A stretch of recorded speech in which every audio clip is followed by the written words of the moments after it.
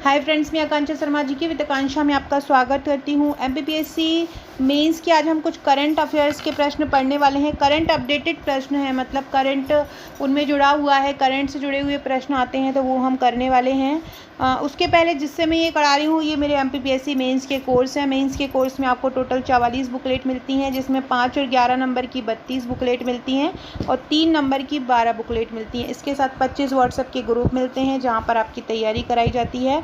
इसमें निबंध का भी रहता है, प्रारूप लेखन की भी एक बुकलेट रहती है, केस स्टडी भी की रहती है, मतलब पूरा सिलेबस संपूर्ण कवर रहता है। तो चलिए स्टार्ट करते हैं अब हम क्वेश्चन। पहला क्वेश्चन है कि भारत में स्मार्ट नगर जो होते हैं वो गांव के बिना जीवित नहीं रह सकते। ग्रामीण नगरीय एकीकरण पृष्ठभूमि में इस कथन पर आपको चर्चा करना है कि स्मार्ट नगर जो आजकल बन रहे हैं, अगर गांव नहीं होंगे तो स्मार्ट नगर का कोई भी वर्चस्व नहीं रहेगा। इस पर आप कैसे लिखेंगे, तो पढ़ते हैं हम। इस प्रकार का कोई भी क्वेश्चन आए ना, आप पृष्ठभूमि इसी प्रकार से डाल सकते हैं, जैसे कि हम ये ऊपर की पृष्ठभूमि डालेंगे। आप मेंस का आंसर लिख रहे हैं तो ये मेन होता है कि आपको किस तरह से लिखना है। हमारे नोट से जो बनाए गए हैं मेंस के, वो प्रश्नोत्तर श्रृंखला में इसलिए ही बनाए गए हैं कि आप हर आंसर देख के लिख पाएँ, समझ पाएँ कि आपको पृष्ठभूमि शुरू में किस प्रकार से डालना। एक ही प्रश्न से आप बहुत सारे प्रश्न अपने तैयार कर सकते हैं। आज़ादी के बाद भारत में नगरीकरण की प्रक्रिया काफ़ी तीव्र रही है, जिसके कारण आर्थिक गतिविधि तो तेज हुई है, परंतु इसने नगरों में भी कई सामाजिक समस्याओं को जन्म दे दिया है। इन समस्याओं को कम करने का बेहतर उपाय है ग्रामीण क्षेत्रों का विकास करना। लगातार हमने जो नगरीकरण की प्रक्रिया हो रही है, उसके कारण आर्थिक गतिविधि भी तेज हुई है। अगर हमको इन नगरों में जो सामाजिक समस्या जो जन्म ले रही हैं, अगर हमको उनको कम करना है तो हमको ग्रामीण क्षेत्रों का विकास करना होगा, ताकि नगरों पर से जनसंख्या के बोझ को कम किया जा सके। स्मार्ट सिटी मिशन में ऐसे शहरों को बढ़ावा देना है जो नागरिकों को स्वच्छ, टिकाऊ पर्यावरण एवं गुणवत्तापूर्ण जीवन प्रदान कर सके एवं शहर की समस्याओं का स्मार्ट समाधान प्रस्तुत कर सके। इससे क्या होगा कि जीवन गुणवत्ता में वृद्धि होगी, रोजगार सृजन होगा, गरीब लोग हैं, उपेक्षित लोग हैं, उनकी आय में वृद्धि होगी। स्मार्ट नगर उच्च सुविधाएं एवं अवसरों से युक्त होंगे, अतः ऐसे शहर आसपास की जनसंख्या के लिए आकर्षण का केंद्र होंगे। लेकिन जब इन शहरों की जनसंख्या इनकी धारणीयता से अधिक हो जाएगी तो ये शहर अपने नागरिकों को गुणवत्तापूर्ण जीवन और टिकाऊ पर्यावरण देने में असफल रहेंगे। इस तरह स्मार्ट सिटी जिस मौलिक उद्देश्य को लेकर स्थापित किए जा रही थी, उसमें वे असफल रहेंगी। अतः स्मार्ट शहरों को बने रहने के लिए आवश्यक है कि जो गांव हैं उनका विकास किया जाए। भारत सरकार ने इसी तथ्य को ध्यान में रखते हुए फरवरी 2016 में श्यामा प्रसाद मुखर्जी जो अर्बन मिशन है उसको आरंभ किया, और रूरबन मतलब रूरल और अर्बन दोनों को मिला के आरंभ किया। इस मिशन का उद्देश्य था जो स्थानीय आर्थिक विकास है उसको प्रोत्साहित करना, ताकि गांव में शहरों जैसी आधारभूत संरचनाओं का निर्माण हो सके। पूर्व राष्ट्रपति स्वर्गीय एपीजे अब्दुल कलाम की योजना में भी गाँव को इसी तरह के विकास को सुनिश्चित करने पर जोर दिया। आप इसमें महात्मा गांधी की लाइन भी जोड़ सकते हैं कि देश का विकास तभी हो सकता है जब हम गाँव को आगे लेके आए। अगर देश का विकास करना है तो गाँव का विकास सबसे पहले करना होगा।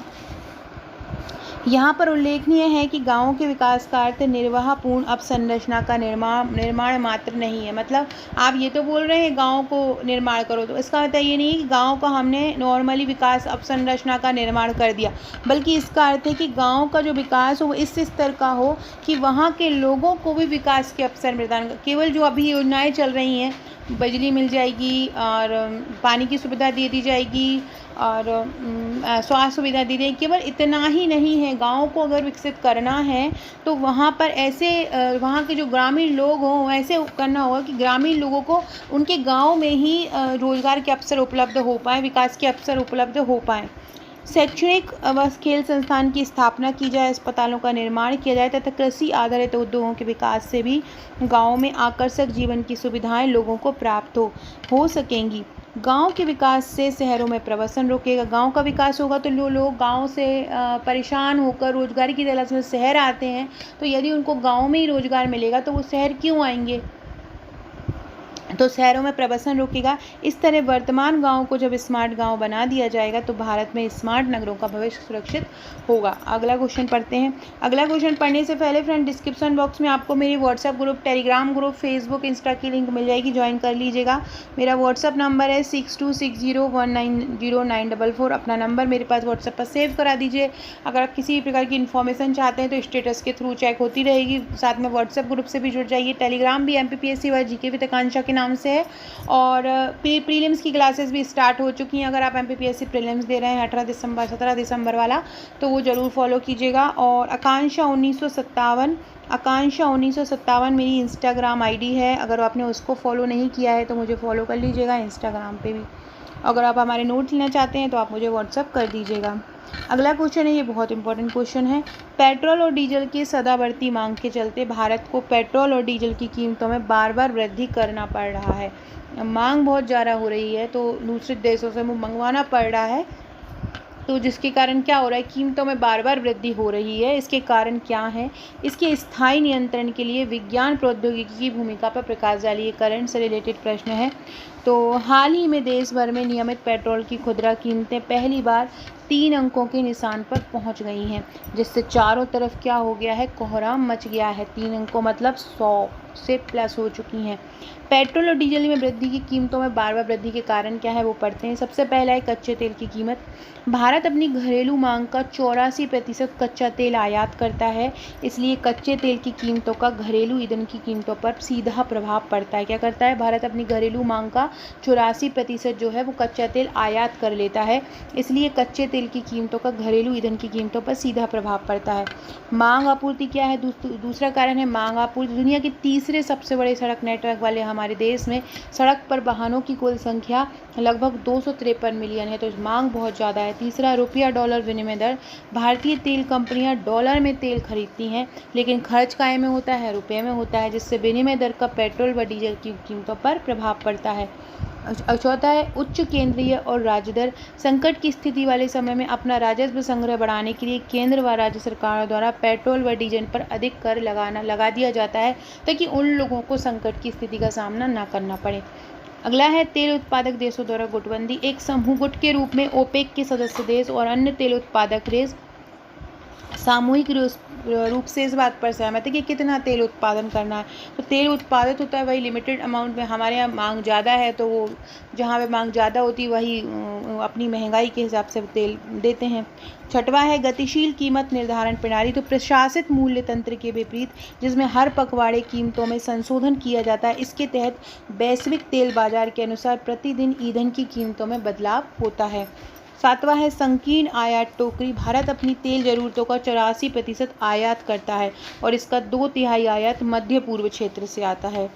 उच्च सांभर जो लागत होती है पेट्रोल डीजल तेल कंपनियों के भंडारण क्षेत्र में दूर शहरों या लंबी दूरी तक पहुंचाता है, जिसमें उच्च परिवहन लागत, भंडारण बहुत ज़्यादा हो जाता है। तो उच्च संभार लागत मतलब उसको लाने ले जाने की लागत। अगला है वैकल्पिक स्रोत। अब ये हम जो इतना महंगा तेल डीजल है उसको हम वैकल्पिक स्रोत के रूप में, उसका विकल्प के रूप में किसको उपयोग कर सकते हैं? तो विज्ञान प्रौद्योगिकी ऊर्जा का वैकल्पिक स्रोत खोजने में महत्वपूर्ण भूमिका निभा सकता है। कच्चे तेल पर निर्भरता कम कर सकते हैं, जैसे कि USA ने निकाली है सेल क्रांति। ऊर्जा की नवीनीकृत स्रोतों का ज़्यादा से ज़्यादा प्रयोग किया जाए। आयातित तेल पर निर्भरता कम करने के लिए सौर ऊर्जा से चलने वाले वाहन लगाए जाएं, प्राकृतिक गैस से चलने वाले वाहन लगाएं। इलेक्ट्रिकल वाहन एक बेहतर विकल्प हो सकता है। तो पेट्रोल व डीजल बचाने के लिए ये एक बेहतर विकल्प हो सकता है। भारत को विज्ञान प्रौद्योगिकी का उपयोग कर कुशल विकल्पों के अनुसंधान में अपनी क्षमता का निर्धारण करना होगा।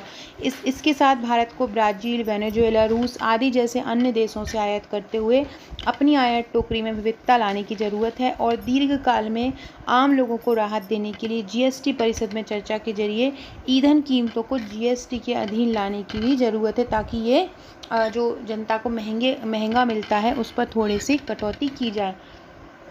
फ्रेंड आप देख रहे हैं इसी प्रकार के जो मेरे मेंस का पैकेज है इसी प्रकार से प्रश्नोत्तर श्रृंखला में है, फ्लो चार्ट सहित है। और फ्लो जहाँ पे डायग्राम बनाना है, जहाँ पे फ्लो चार्ट का यूज़ करना है, जहाँ पे पैराग्राफ बनाना है, जहाँ पॉइंट बनाना है, उसी प्रकार के नोट्स और पूरा सिलेबस को कवर करते हुए है। इसलिए ये टोटल 44 बुकलेट हैं, जिसमें 12 बुकलेट 3 नंबर की हैं और 32 बुकलेट 5 नंबर और 11 नंबर की हैं, और साथ में 25 व्हाट्सएप के आपको ग्रुप दिए जाते हैं। किस तरह के नोट्स हैं आप देख सकते हैं। जिससे मैं ये मेंस की क्लासेस लेती हूँ वो मेरे नोट्स से ही पढ़ाती हूँ, उन्हीं में से ही कुछ पेजेस लेके आपको पढ़ाया जाता है। तो अगर ये लेना चाहते हैं तो आप मुझे व्हाट्सअप कर सकते हैं। आप भारत में कहीं भी रहते हो 7 से 8 वर्किंग डेज़ में आपके घर पहुँच जाएंगे। साथ में आप प्रीलिम्स का पैकेज भी मंगा सकते हैं। प्रीलिम्स की टोटल आपको 11 बुकलेट मिलती हैं, प्लस 44 बुकलेट आपको मेंस की मिलती हैं।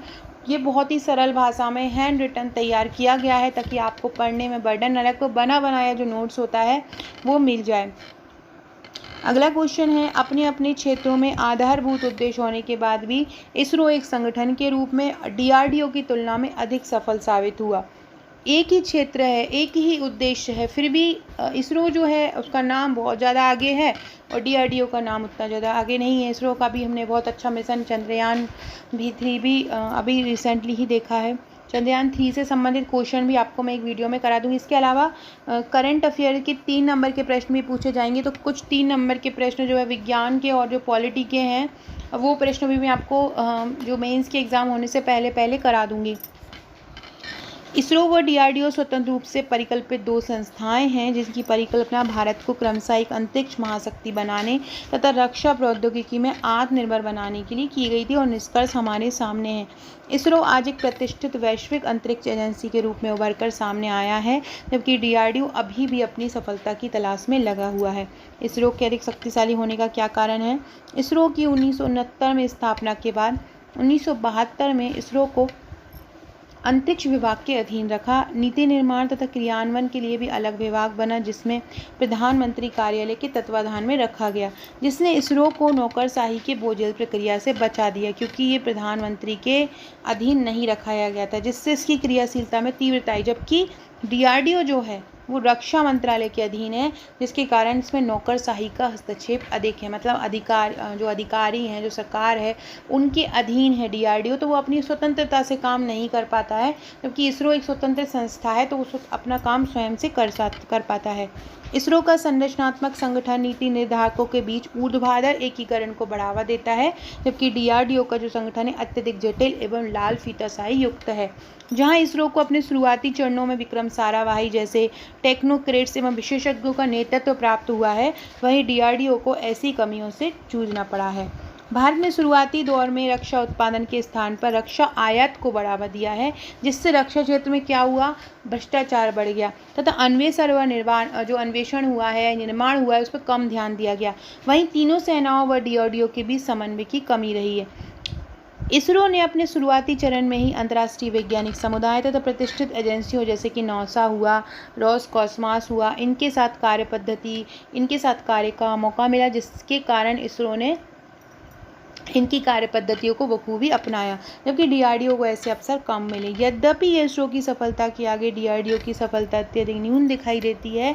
यहाँ पे आप ऐसे लिख सकते हो कि इसरो की सफलता का एक हालिया उदाहरण चंद्रयान 3 है। इसमें आप और इसरो के वैज्ञानिकों की कार्य पद्धति का जिसमें आकलन किया जा सकता है, करंट इसमें अपन जोड़ के लिखते हैं तो ज़्यादा अच्छा मार्क्स मिलता है। तो यद्यपि इसरो की सफलता के आगे डीआरडीओ की सफलता अत्यधिक न्यून दिखाई देती है, लेकिन हमें डीआरडीओ की सफलता से भी इनकार नहीं करना चाहिए। डीआरडीओ ने कई सफल कार्य किए हैं, जिनमें भारत का मिसाइल कार्यक्रम, एयरबोर्न अर्ली वार्निंग सिस्टम तथा कई रक्षा आयुध सामग्री निर्माण प्रमुख है। वस्तुतः डीआरडीओ की कार्यशैली में धीरे धीरे परिवर्तन हो रहा है, जिससे डीआरडीओ की विश्वसनीयता में वृद्धि हो रही है। भारत को स्वदेशी रक्षा निर्माण व विकास पर भी अधिक ध्यान देना चाहिए, जिससे डीआरडीओ की महत्ता में और अधिक वृद्धि हो तथा आगामी समय में यह संगठन भी इसरो के समकक्ष खड़ा हो सके। तो इस प्रकार से चाहे डीआरडीओ और इसरो से संबंध दोनों में अंतर कुछ भी आ सके तो आप यहाँ से अपने पॉइंट डाल सकते हैं। ये प्रश्नोत्तर नोट्स श्रृंखला का यही मतलब है कि आपको एक पृष्ठभूमि मिल जाए, आपको निष्कर्ष में क्या लिखना है, फिर जो मेन चीज़ है वो आप मेन अपना जो बीच में है वो लिख दो, लेकिन आपको मेन है आपको किस तरह से आंसर को फ्रेम करना है वो आप जान पाएँ। इसके अलावा फ्रेंड्स, अगर आप महिला हैं और फीमेल कैंडिडेट हैं और आप महिला सुपरवाइज़र का फॉर्म भरना जा रही हैं, तो आप हमारी महिला सुपरवाइज़र का पैकेज भी ले सकती हैं। बहुत ही शानदार 7 बुकलेट का ये पैकेज है। इसके साथ आपको एक प्रैक्टिस सेट भी मिलता है और एक 1 लाइनर बुकलेट भी मिलती है। बहुत ही शानदार तरीके से इनको तैयार किए गए हैं ये महिला सुपरवाइज़र। और ये हमारा MPPSC प्रीलिम्स का 11 बुकलेट का पैकेज है और ये हमारा जो पूरा मेंस का पैकेज है मैंने आपको बताया है, तो आप ये ले सकते हैं। और नेक्स्ट करंट अफेयर्स के क्वेश्चन हम नेक्स्ट वीडियो में पढ़ेंगे। वीडियो अच्छा लगे तो लाइक शेयर सब्सक्राइब जरूर कीजिएगा। Okay friends, thank you.